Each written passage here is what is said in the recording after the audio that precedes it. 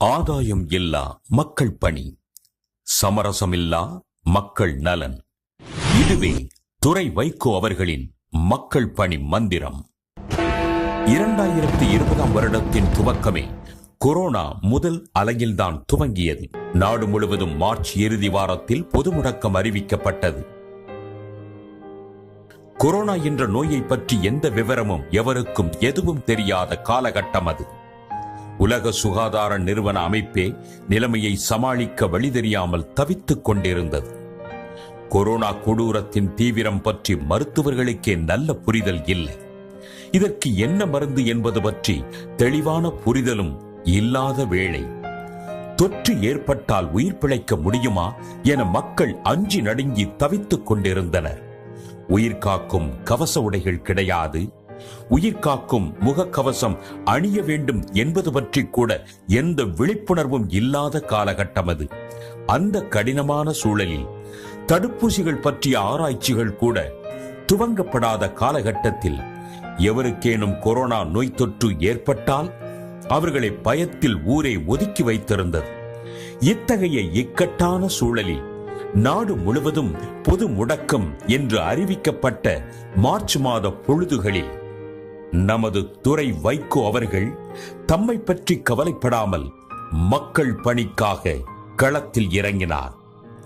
பொது முடக்கம் என்று அறிவிக்கப்பட்ட அந்த மார்ச் 24 அன்றே தமிழ்நாட்டிலேயே முதல் நபராக பல லட்சம் மதிப்பிலான நிவாரணப் பொருட்களை சென்னை மாநகராட்சி உதவி செயற்பொறியாளர் திரு கலையரசன் அவர்களிடம் நேரில் சென்று வழங்கினார். அடுத்த ஒரு சில நாட்களில் நாடே முடங்கி கிடந்தது. காவல்துறையின் கட்டுப்பாடு கடுமையாக இருந்தது. அந்த சூழலில் உலக புகழ்பெற்ற அடையார் புற்றுநோய் ஆராய்ச்சி கழக மருத்துவமனையின் மருத்துவர்கள், பணியாளர்கள் உரிய நேரத்தில் மருத்துவமனைக்கு வந்து தமது சேவையை முழுமையாக வழங்க முடியாத நெருக்கடியில் இருந்தார்கள். புற்றுநோயால் உயிருக்கு போராடி கொண்டிருக்கும் நோயாளிகளுக்கு கூட அவசர சிகிச்சை தர மருத்துவர்களால் வர முடியவில்லை.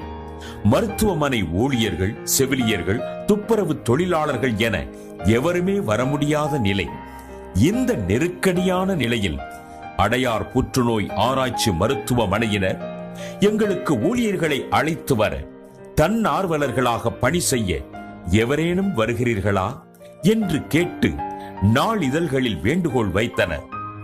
அதை பார்த்து நெகிழ்ந்து போனார் துரை வைகோ. அடையார் புற்றுநோய் ஆராய்ச்சி கழக மருத்துவமனைக்கு தன்னார்வலராக பணியாற்ற முன்வந்தார். இந்த பணிக்கு இன்னமும் ஆட்கள் வேண்டுமே என்ற எண்ணத்தில் தமக்கு தெரிந்த நண்பர்கள் பலரையும் வரச் செய்தார். ஆனால் மறுநாள் செய்திகளில் அடையார் புற்றுநோய் மருத்துவமனையில் கொரோனா தொற்று என்ற செய்தி வந்தவுடன் அவர்களில் பலர் பின்வாங்கிவிட்டனர். பொது முடக்க காலத்தில் எங்கு சென்றாலும் சொந்த வாகனத்தில் மட்டும்தான் செல்ல முடியும் என்ற நிலையில் அடையார் புற்றுநோய் மருத்துவமனைக்கும் துரை வைகோ தமது சொந்த வாகனத்திலேயே சென்றார். சென்னை மாநகருக்குள் மருத்துவமனையின் கட்டளைப்படி தன் வாகனத்தில் அடையார் புற்றுநோய் மருத்துவமனையில் பணியாளர்கள், துப்புரவு பணி செய்யும் தொழிலாளர்கள் என அதன் ஊழியர்களை ஒவ்வொரு நாளும் அழைத்து வரவும் வீடுகளுக்கு திரும்ப கொண்டு போய் விடவுமான கடமையை செய்தார். ஒரு கடமை தவறாத மக்கள் பணியாளனாக சுயநலம் தாண்டிய பொதுநல பார்வையோடு அவர் இந்த பணிகளை நிறைவேற்றிக் கொண்டிருந்தார். யார் இவர்? எங்கிருந்து வந்தார்? இவரை இந்த கடமையில் இணைத்துக் கொள்ள தூண்டியது எது என்ற கேள்விகளுக்கான விடை இவரை தவிர அந்த மருத்துவமனையின் தலைமையில் தொடங்கி கடைசி பணியாளர்கள் வரையிலும் யாருக்கும் தெரியவும் இல்லை. இவர் சொல்லிக் கொள்ள விரும்பவும் இல்லை.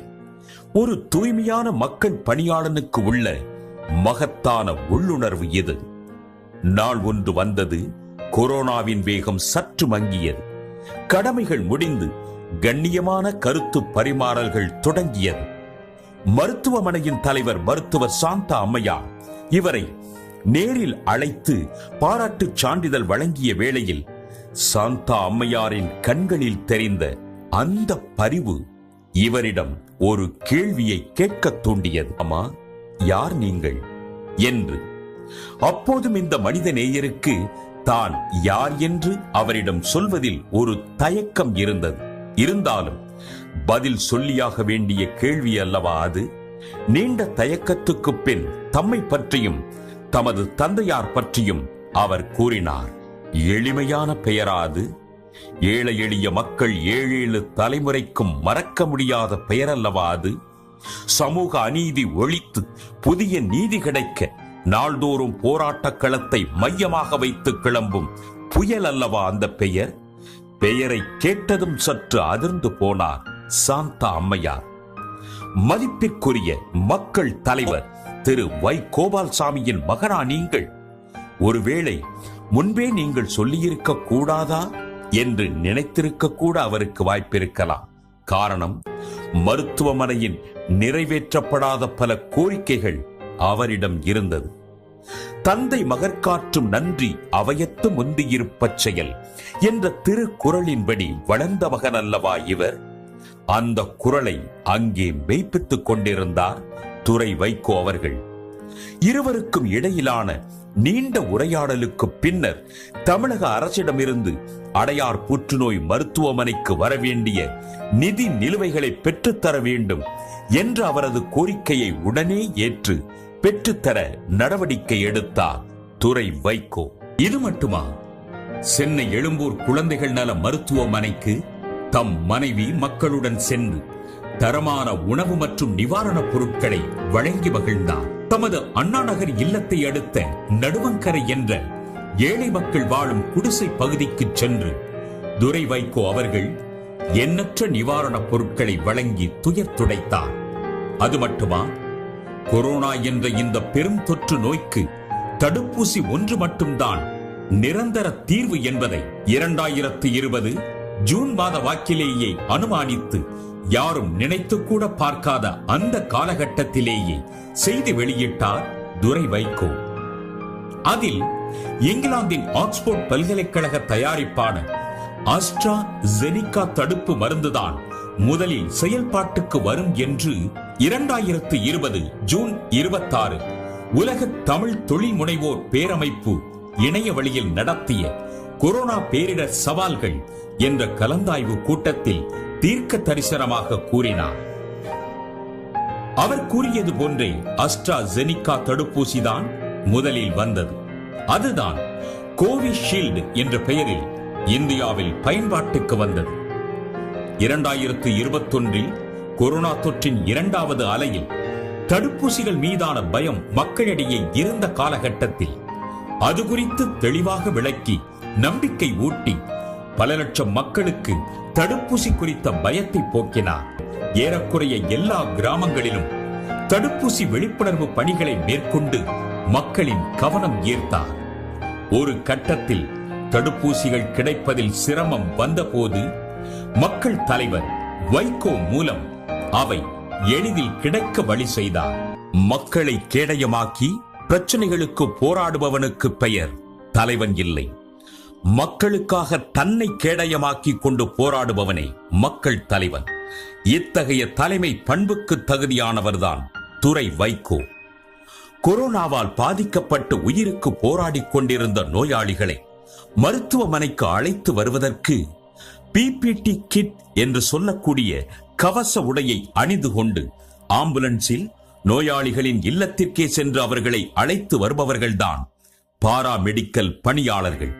கொரோனா பெருந்தொற்று காலத்தில் இத்தகைய பாரா மெடிக்கல் பணியாளர்களின் தேவை என்பது மிகவும் அரிதாக இருந்தது.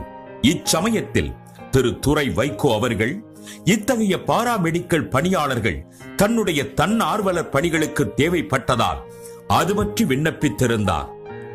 ஏற்கனவே தனியார் மற்றும் அரசு மருத்துவமனைகளில் இப்படிப்பட்ட பணியாளர்களுக்கு தட்டுப்பாடு இருந்ததால் உடனடியாக உதவ யாரும் முன்வரவில்லை. அவர்களுக்கான ஊதியம், உணவு, தங்குவதற்கான வசதிகள் செய்து தருகிறோம் என்று விளம்பரம் செய்து விண்ணப்பித்திருந்தார். அப்படி இருந்தும் அவர்கள் கிடைக்கவில்லை. மிகுந்த இக்கட்டான இச்சூழலில் எப்படியும் மக்களுக்கு உதவியாக வேண்டும் என்ற எண்ணம் வலுவாக அவருக்குள் ஓடிக்கொண்டிருந்தது. அதன் விளைவாக தானே களத்தில் இறங்கினார். தன்னோடு தன் ஆர்வலர்கள் ஒரு சிலரை அழைத்துக் கொண்டு பணியாற்ற தொடங்கினார். மிகுந்த பொறுப்புணர்வோடு இப்பணியை கையாள வேண்டும் என்பதில் மிக கவனமாக இருந்தார். அதனால் ஒரு மருத்துவரை கலந்து ஆலோசித்து இப்பணியை செய்வதற்குரிய பயிற்சிகள் என்ன, நோயாளிகளை எப்படி அணுகுவது, நோயாளிகளை ஆம்புலன்ஸில் ஏற்றி சிலிண்டரில் இருந்து ஆக்சிஜன் எப்படி கொடுப்பது, வருகின்ற வழியில் நோயாளியை எப்படி கண்காணிப்பது என்பது போன்ற பல பயிற்சிகளை தன்னார்வலர்களோடு சேர்ந்து தானும் முறையாக தெரிந்து கொண்டார்.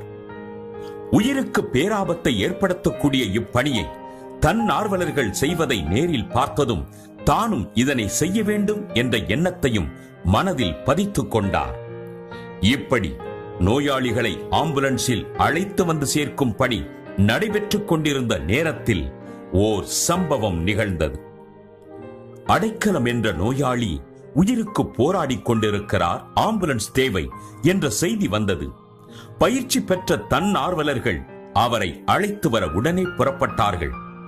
ஏற்கனவே மனதளவில் பணிக்காக தயாராகி இருந்த துரை வைகோ அவர்களும் அந்த குழுவினரோடு இணைந்து தானும் பிபிடி கிட் என்கிற கவச உடையை அணிந்து கொண்டு அடைக்கலத்தை அவரது இல்லத்திற்கு சென்று ஒரு பாராமெடிக்கல் பணியாளராக நின்று அவரை மருத்துவமனைக்கு அழைத்து வந்து சேர்த்தார். ஆனால் இறுதியில் இவ்வளவு முயற்சிகள் செய்தும் அடைக்கலம் உயிரிழந்து போனார் என்பது மிகவும் வலியை தரக்கூடிய செய்தியாகும். தன்னார்வலர்களின் முன் மாதிரி திரு துரை வைகோ அவர்கள் இந்திய அரசியல் கட்சியில் உள்ள எந்த தலைவரும் செய்ய நினைக்காத இந்த செயலை திரு துரை வைகோ அவர்கள் செய்து முடித்தார்.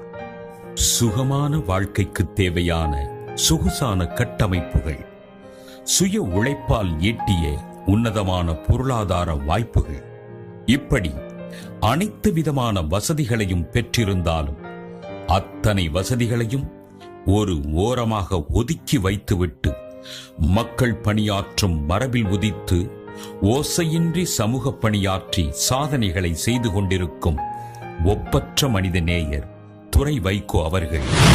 இரண்டாம் அலை தொடங்கிய நேரத்தில் சாத்தூர் தொகுதியில் இருக்கும் எல்லா கிராமங்களிலும் தடுப்பூசி பற்றிய விழிப்புணர்வு மற்றும் நிவாரண உதவிகளை மேற்கொண்டதோடு அங்கே 5 இடங்களில் கொரோனா பேரிடர் தகவல் மையங்களை அமைத்து மக்கள் அது பற்றிய விழிப்புணர்வு விவரங்களை தெரிந்து கொள்ளும் வாய்ப்பினை ஏற்படுத்தி தந்தார் துரை வைகோ அவர்கள்.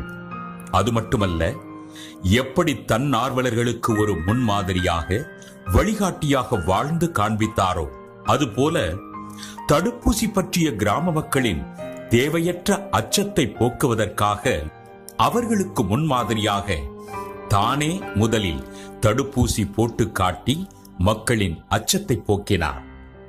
சாத்தூர் பணிகளில் இருந்து விடுபட்டு சென்னைக்கு திரும்பி வந்து கொண்டிருந்த பயண இடைவெளியில் சென்னை நடுவங்கரை அண்ணாநகர் எம்ஜிஆர் காலனி பகுதியில் கொரோனா பேரிடரால் வாழ்வாதாரம் பாதிக்கப்பட்டு 1500 குடும்பங்கள் தவித்துக் கொண்டிருக்கிறார்கள், உதவி தேவை என்று வந்த அழைப்பை கேட்டவுடன் அவர்களுக்கான உதவிகளை 24 மணி நேரத்திற்குள் செய்து முடித்தார்.